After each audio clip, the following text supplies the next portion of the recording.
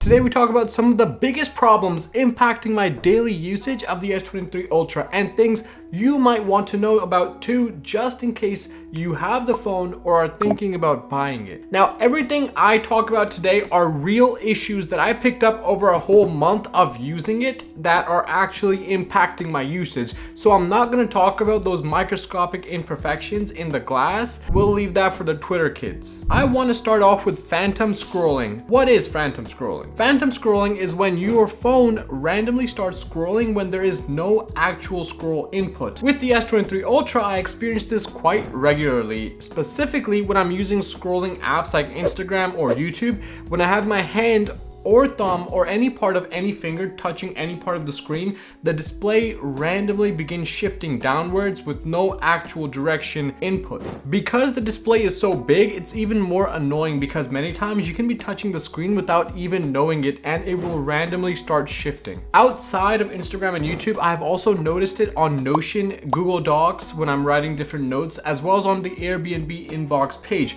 Surprisingly, it doesn't happen when I'm using WhatsApp or Google Chrome, but other than that, it's a regular occurrence. Obviously, this is a software issue, so I'm going to be looking for a fix in the next updates. So make sure to smash that subscribe button to stay up to date on the latest and greatest with the S23 Ultra and so much more awesome tech content that we review here on this channel. And before we get into the major issue number 2, which is the battery, oh yeah, Casetify is sponsoring this video. They sent me their cases. I actually have a bunch of them over here. I got my device, and since then I've kept it in this awesome Brockazilla case. Like, you can look at that. It's super cool, matte texture, top down with a little bit of gloss. There's a little bit of transparency. It's super nice. And someone actually commented on this case in class, so there you go. The cases feature a combination of shock absorption and hard shells to increase protection, and believe me, it's a heavy device, so you want to keep it protected to the max. When it's inside the case, it fits super snug, and I did a drop test on my last video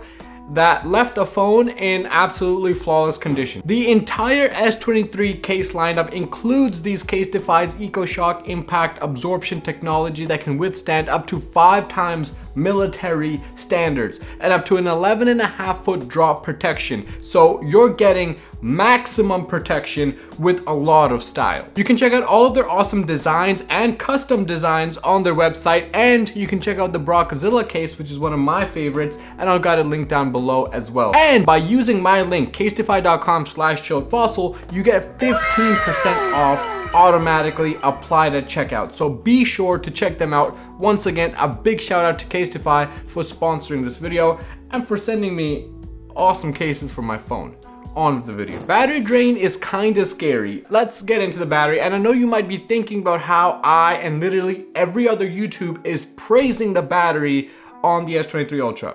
Relax. The battery is really good when you compare it to the previous generation of the Ultra lineup and the Note lineups. And I made the remark in my last video that it was almost as good as the 13 Pro Max. And it is. But on the 13 Pro Max, when you see the battery indicator say 20%, you think to yourself, yeah, this will easily last me till noon.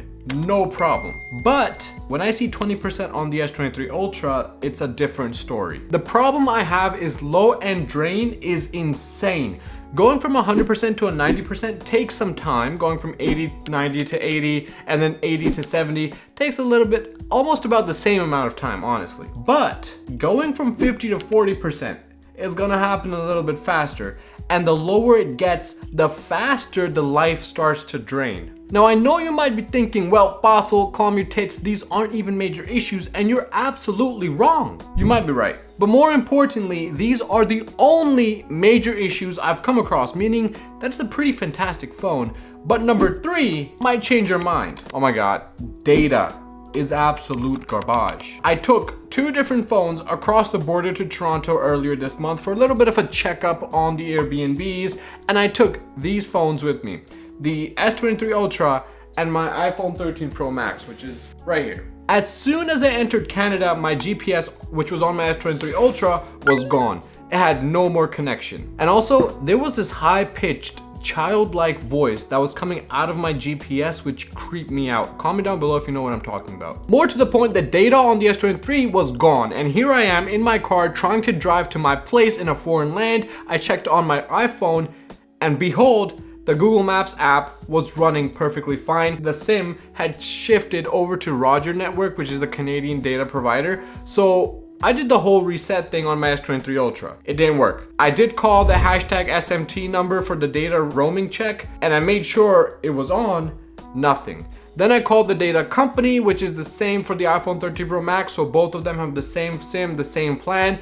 10 minutes in a McDonald's parking lane, absolutely nothing. So I ended up giving up on my S23 Ultra and just switched over to my iPhone to get me home because there was literally no other way. I mean, I could have used my car GPS, but like, who does that, right?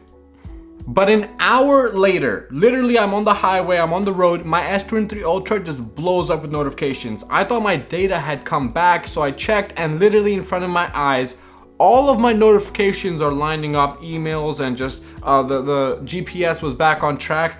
And literally in front of my eyes, the 5G left again. So what is the problem? If you travel and you go somewhere international, carry a second phone and you'll thank me later. And what was interesting is that when I was running the iPhone and the S23 Ultra side by side on Wi-Fi, my notifications were like a whole 2 to 3 minutes faster on the iPhone than the S23 Ultra. That's just a note, and we'll call that number 4. Problem number 5, people, it's the camera. You hate to hear it. I'm talking specifically about low light night photography, okay? Jesus.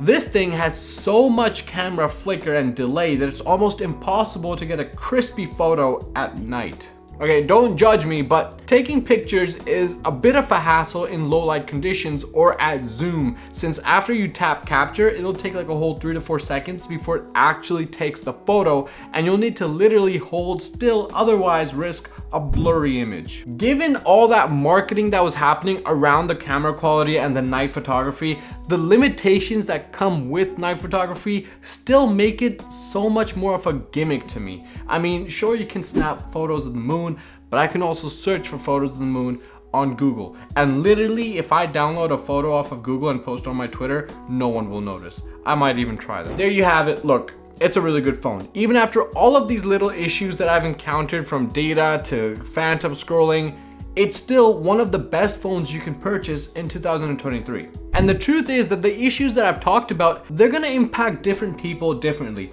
People who travel are definitely going to be impacted by the data issue because that is an actual problem.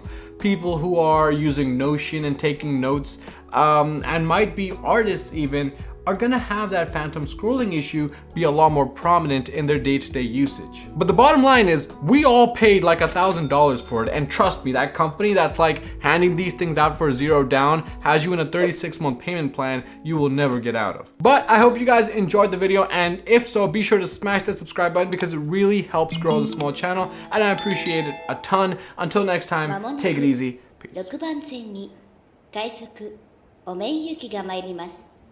危ないですから黄色い線路内側までお下がりください。